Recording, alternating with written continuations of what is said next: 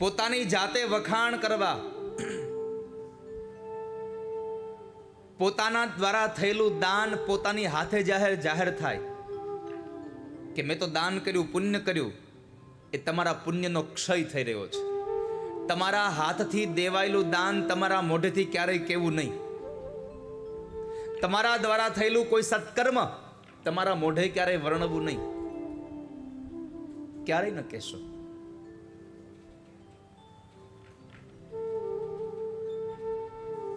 बड़ा बड़ा ये ना करे, बड़ा न बोले वो, हीरा मुख से ना कहे, लाख हमारा बड़ा बड़ाई ना करे, बड़ा न बोले बोल, हीरा मुख से ना कहे, लाख हमारा मोल. એટલે પદ્મ પુરાણમાં ભાગવતનું મહાત્મ્ય લખ્યું ને મહાત્મ્યનો પ્રારંભ કરતા ભગવાન કૃષ્ણને પ્રણામ કરીને કહ્યું, સચ્ચિદાનંદ રૂપાય વિશ્વોત્પત્ત્યાદિ હેતવે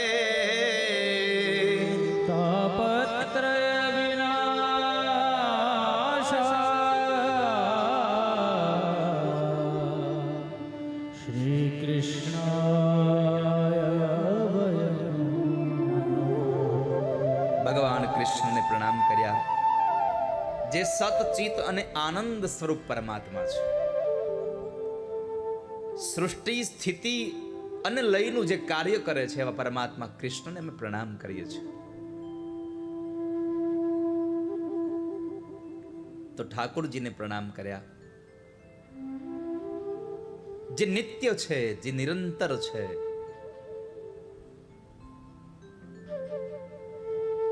જે આનંદ સ્વરૂપ છે, એ પરમાત્માને પ્રણામ છે. પરમાત્માની ત્રણ વૃત્તિઓ, ત્રણ પ્રવૃત્તિઓ, ત્રણ કાર્યો અહીંયા એટલા મહાન છે, એટલા માટે પરમાત્માને પ્રણામ કર્યા છે. પેલું, પરમાત્માનું સ્વરૂપ સારું છે.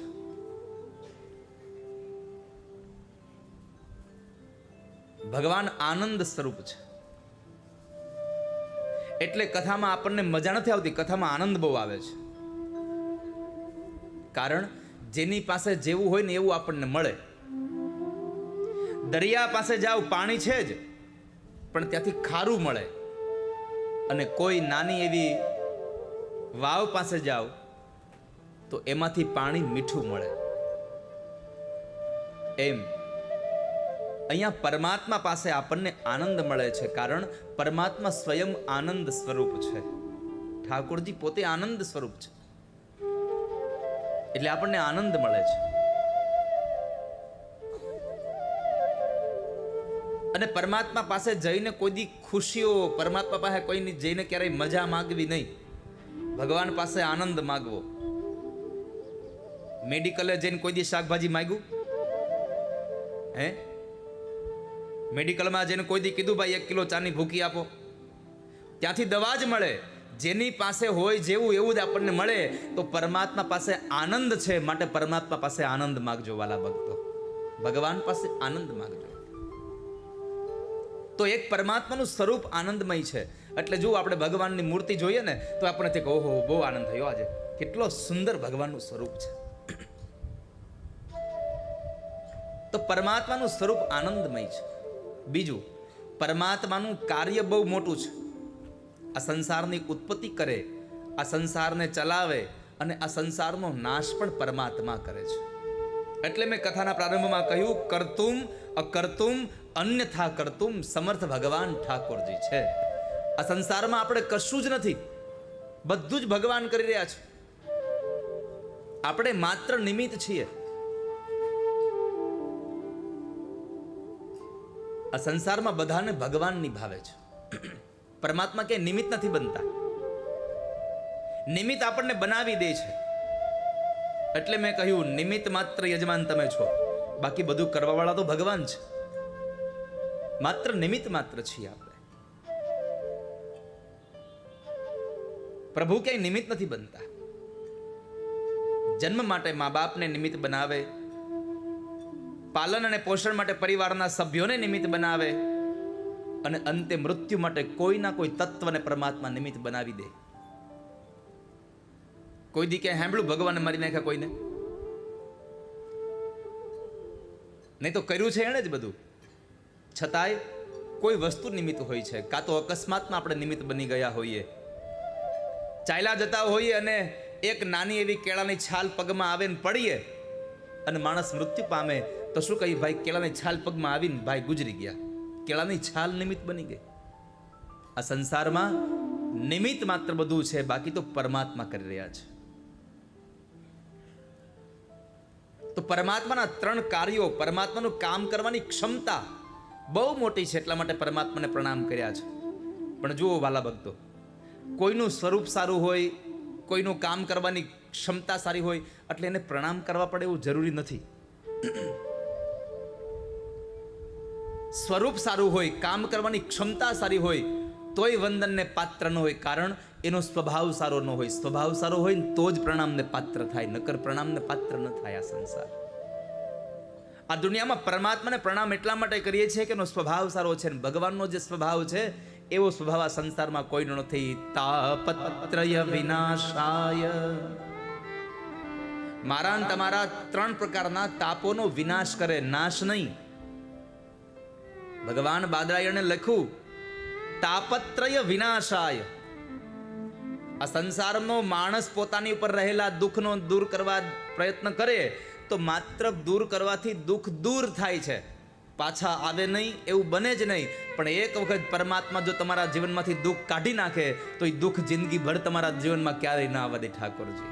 એટલે લખ્યું તાપત્રય વિનાશાય. 3 પ્રકારના તાપ છે, આધિદૈવિક, ભૌતિક અને આધ્યાત્મિક. આધિ, વ્યાધિ અને ઉપાધિ, આ 3 પ્રકારના તાપો છે. એમાં આધિ એટલે જે વસ્તુ આપણી પાસે નથી એનું દુઃખ થાય એને આધિ કહેવાય. શરીરમાં જે રોગ થાય એને વ્યાધિ કહેવાય. અને જે વસ્તુ આપણી પાસે હોય એનું દુઃખ થાય એને ઉપાધિ કહેવાય. દીકરા ન હોય ત્યારે જે દુઃખ લાગે એને આધિ કહેવાય, કે મારે સંતાન નથી, મારે પુત્ર નથી, મારે દીકરો નથી એટલે મને દુઃખ થાય છે, આને આધિ કહેવાય. પણ 4 દીકરા હોય, 4માંથી એકે કયું ન કરતા હોય એને ઉપાધિ કહેવાય. વસ્તુ ન હોય એનું દુઃખ એ આધિ છે, અને વસ્તુ થાય પછી દુઃખ થાય, પૈસા ન હોય ત્યારે દુઃખ થાય એને આધિ કહેવાય. પણ પૈસા એટલા બધા વધી જાય મૂકવા ક્યાં એની સમજણ ન પડે એને ઉપાધિ કહેવાય. વસ્તુ હોવાનું દુઃખ એને ઉપાધિ કહેવાય, વસ્તુ નહીં હોવાનું દુઃખ એને આધિ કહેવાય. અને શરીરમાં થતા રોગ એને વ્યાધિ કહેવાય. પણ આ 3 પ્રકારમાંથી આધિ, વ્યાધિ અને ઉપાધિમાંથી જો મુક્ત કરનાર કોઈ હોય તો કેવલ માત્ર પરમાત્મા ભગવાન ઠાકોરજી છે. સ્વયં પરમાત્મા પ્રભુ પોતે છે. એટલે કહ્યું તાપત્રય વિનાશાય શ્રી કૃષ્ણાય વયમ નુમઃ. શ્રી કૃષ્ણાય વયમ નુમઃ. પરમાત્માને પ્રણામ કરીએ છીએ, અને માત્ર કૃષ્ણને નહીં, શ્રી કૃષ્ણને પ્રણામ કર્યા છે. શ્રી કેતાન્ય રાધાજીનો ભાવ છે. પરમાત્માની હારે જ્યાં સુધી પ્રકૃતિનું મિલન ન થાય ત્યાં સુધી આ કોઈ પણ સંજોગોમાં આ પૃથ્વીનું સર્જન ન થાય. જ્યારે પ્રકૃતિ સાથે પરમાત્મા અને પરમાત્મા સાથે પ્રકૃતિનું મિલન થાય ત્યારે જ આ પૃથ્વીનું નિર્માણ થાય છે. એટલે અહીંયા શ્રી સ્વરૂપા રાધાજીને અને કૃષ્ણ સ્વરૂપને પરમાત્માને પ્રણામ કરીને લખ્યું શ્રી કૃષ્ણાય વયમ નુમઃ. નુમઃનો અર્થ છે હું એક નહીં, અમે બધા તમને પ્રણામ કરીએ છીએ, અમે બધા તમને વંદન કરીએ છીએ. તો એ પરમાત્માને પ્રણામ કર્યા. ત્યાર પછી જેણે કૃષ્ણને ઓળખાવ્યા છે એવા સુખદેવને પ્રણામ કરે છે. ઈયમ પ્રવ્રજन्तમનુપેતમપેત કૃત્યમ દ્વૈપાયનો વિરહ કાતરયા જુહાવ પુત્રેતિ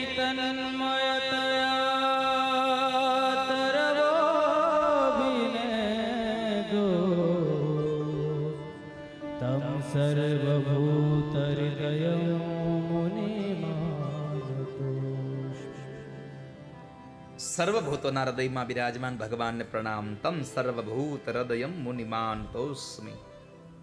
ભગવાન મુનિવર, અમે પ્રણામ કરીએ છીએ કે જેને જન્મતાની સાથે જ આ સંસારને છોડી અને સંન્યાસનો માર્ગ લીધો. ન બ્રહ્મચર્યાશ્રમ, ન ગ્રહસ્થાશ્રમ, ન વાનપ્રસ્થાશ્રમ, સીધો સંન્યાશ્રમ સ્વીકાર્યો. એણે પોતાના માતાના ઉદરમાંથી 16 વર્ષ પછી જન્મ લીધો. 16 વર્ષ સુધી માના ઉદરમાં રહ્યા સુખદેવજી મહારાજ. એટલે લખ્યું દ્વય અષ્ટમ, 2 8, દ્વય અષ્ટ. મહાપુરુષોની દ્રષ્ટિ તો જુઓ તમે. નકર લખી શકતા હતા 16 વર્ષ લખવું હોય તો એ લખી શકે 16 વર્ષ એમ, પણ દ્વય અષ્ટ લખ્યું. કેમ? દ્વય અષ્ટનો ભાવ એટલા માટે લખ્યો 16 વર્ષની ઉંમર થાય એટલે જીવનમાં વિકાર આવે, 8 વર્ષની ઉંમરે વિકાર ન હોય. અને જેનામાં વિકાર નથી એવા સુખદેવજી મહારાજને પ્રણામ છે, એટલા માટે લખ્યું દ્વય અષ્ટ વર્ષમ.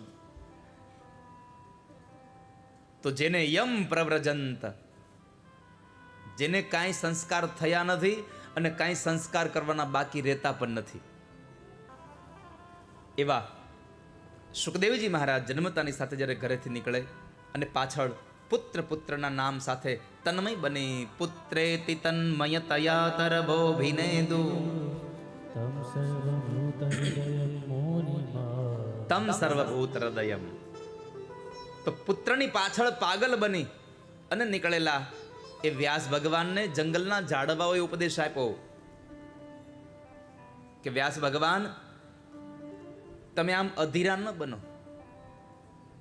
તમારો દીકરો આ સંસારનું કલ્યાણ કરવા માટે આવ્યો છે, એને જવા દો. તમારો દીકરો જેટલાના સંગમાં આવશે એટલા લોકો જીવન ધન્ય કરશે, એને જવા દો. અને આ સંસારમાં 4 વ્યક્તિઓ પોતાના માટે નથી જીવતા, એ બીજા માટે જીવે. સરોવર તરોવર સંતજન અને ચોથાઈ બરસે મેઘ, પરમાર્થને કારણે ચારો ધરી યાદે. સરોવર તરોવર સંતજન. સરોવરમાં જે જળ છે એ પોતાના માટે નથી. ક્યારેય સાંભળ્યું કે સરોવર પાણી પોતે પી ગયું? એ બીજાને આપે જળ. તરોવર કેતા વૃક્ષ, ઝાડવા કોઈ દી પોતાના ફળ પોતે ખાઈ ગયા સાંભળ્યું? ટાઢ તડકો બધું સહન કરી અને ફળ આવે અને છતાં ઝાડવા નમી જાય. આ ઝાડવા પાસેથી બહુ મોટો ઉપદેશ છે. જેમ જેમ ઊંચાઈ, જેમ જેમ આપણને ફળ લાગે ને એમ એમ નીચે નમવું, ઉપર ન ચડવું.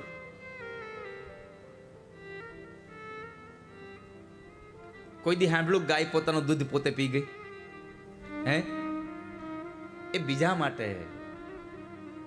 પરોપકાર જેનો આત્મા જેનો બીજો ઉપકારી છે. ઝાડવારે ફળ નથી એના ખાતા, ઉપકારી એનો આત્મા. કોઈ દી ગાવલડી એનું દૂધ નથી પીતી અને નદી કોઈ દી પોતાનું પાણી નથી પીતી. કોઈ દી સાંભળ્યું કે સમુદ્રએ કોઈ દી મોતીની માળા કરીને પહેરી? હે? નકર મોતીનો ભંડાર સમુદ્રમાં જ હોય છે, પણ એને કોઈ દી મોતીની માળા પહેરી નથી.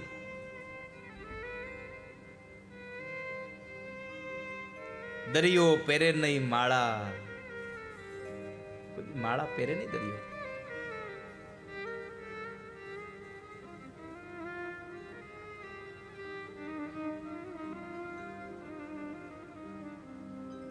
એ ઉપકારી એનો.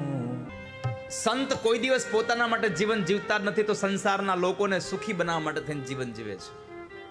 અને 1/4 બરસે મેઘ, આકાશમાંથી વરસતો વરસાદ પોતાના માટે નથી વરસતો, એ બીજાને આનંદ આપવા માટે વરસે છે. આ 4 વ્યક્તિઓનું જીવન પરમાર્થને કારણે છે. પરમાર્થને કારણે આ તો ચારો ધર્યા દે. તો એવા સુખદેવજી મહારાજને પ્રણામ કર્યા કે જે ઋષિઓના હૃદયમાં બિરાજમાન છે. અને એમાં આ ઋષિઓની કથા નૈમિષારણ્યના પાવન ધરામાં ચાલતી હતી. અને એ નૈમિષારણ્યના પાવન ધરામાં જ્યારે 88,000 શૌનકાદિક ઋષિમુનિઓ અને સુત નામના મહાપુરાણીનું સત્ર ચાલતું હતું, એ સત્રમાં શૌનકોએ પ્રશ્ન કર્યો, અજ્ઞાનધાંત વિધ્વંસ કોટિ સૂર્ય સમાપ્રભ ભૂતાખ્યાય કથાસાર મમ કર્ણરસા. સુતાખ્યાહી કથા સારમ. બાપજી, આપ અમને કથાનો એવો સાર બતાવો, કથા નહીં આખી. કારણ કે બહુ લાંબી કથા સાંભળાવો તો કંટાળો આવે. બહુ લાંબી વાત કરવા જાવ ને તો માણસ થાકી જાય. થોડામાં મજા છે, પણ અમુક અમુકને વાત કરવાની ટેવ હોય. નાની એવી વાત કરવા હાટું આગળની 3 જન્મની બીજી વાતો કરે. 3 જન્મની આખી માંડીને એકથી વાત કરે. એના દીકરાનું નામ પૂછો ને તો એના દાદા ચાલુ કરે. અમારા બાપુજીના નામ આ હતું, એના મારું આ, મારા દીકરાનું આ દીકરાનું નામ આ, એના દીકરાનું નામ આ છે. લ્યો,